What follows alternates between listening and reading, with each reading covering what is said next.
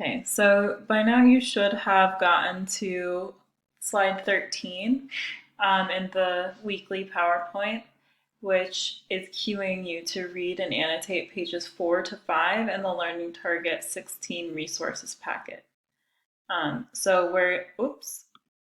As we read, we're going to annotate for how climate change affects different regions, looking for patterns, and maybe even some feedback loops, domino effect, cause and effect relationships.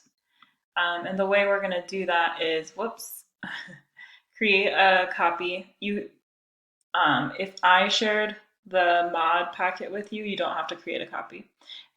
But if you are just in the view mode for the one that Ms. Tran shared, you're going to create a copy of that and annotate by using the comments function. Or if you're doing things on paper, you can go ahead and add to your notes in your notebook or loose leaf as you are reading instead of annotating. So let's go to the learning target packet. Okay. How does climate change affect different regions? And this article is called "The Climate Crisis is Global, but these 5 places face the most severe consequences." And this is an article that's adapted from Time magazine. Okay, climate change is expected to affect every country in the world, but its impact will not be felt equally across all regions, and some will be worse hit than others because of a range of different threats. All right, so there we go. Automatically, I see a pattern there. I'm going to go ahead and highlight that. Developing countries, places with widespread poverty, and countries with ineffective governments sometimes face the gravest risks from the changing climate. And they're usually poorly equipped to find ways to prepare for and prevent environmental threats. And automatically, that reminds me of the Marshall Islands project that you guys did last week.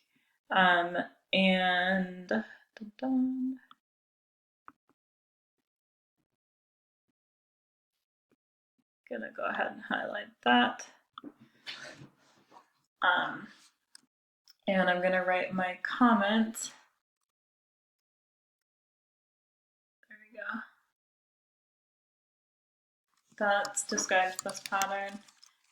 Effects of climate change more severely felt. I don't know how to spell severely. Felt by lower income countries, developing,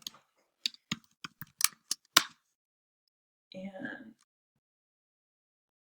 it kind of reminds me of the iPad, like this, because less money means less access to resources needed to, create solutions and prevent ways to prevent threats. Okay, comment. Great. To get a sense of the challenges that different regions are facing, Time spoke to experts in about 6 countries and cities that are particularly affected by climate change. So they give you a nice little map here. And I know that the 5 countries are going to be Haiti, Lagos, Nigeria, Yemen, United Arab Emirates, Manila, Philippines, and Kiribati. Lagos, Nigeria. Its population is expanding rapidly, and it's considered to be a major economic engine for the region. Its population is projected to nearly double over the next 15 years. I'm going to make a note. Fast doubling time. Rapidly. Population is increasing rapidly. Okay. growing from its current population of 13,463,420 to 23 million, wow, 23,418,770. Wow, that's nuts. Climate change could threaten the city's economy. All right, I'm going to highlight that so I know that climate change isn't just dangerous, but it also can impact our economy. The city is especially vulnerable because it's located on the Gulf of Guinea, says Levin. As sea levels rise, it's likely to cause coastal erosion. I'm going to highlight that. And I'm going to comment or highlight this as sea levels rise. And contaminate potable water. And if I don't remember what potable means, I go to the footnote. Safe to drink. Okay. So let's go to Haiti. The island nation is located in the Atlantic hurricane basin, which means that it's vulnerable to hurricanes. Immediately, I think of Katrina. In comparison to other projections on climate change, scientists are less certain about the link between climate change and hurricane frequency and intensity. But studies have suggested that hurricanes are likely getting wetter and more intense due to climate change. That seems important. According to Levin, Haiti will also struggle because the population is dependent on agriculture. Okay, I'm going to highlight that. And rising sea levels mean that salt water may contaminate the fresh water. Okay, so here I see a pattern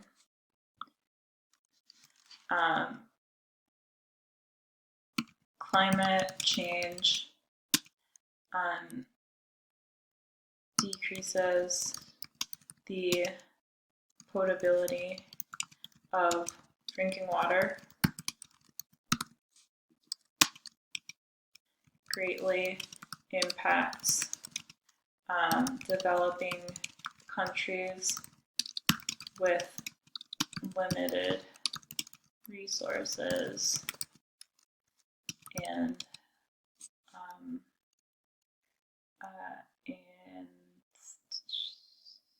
struggling economies.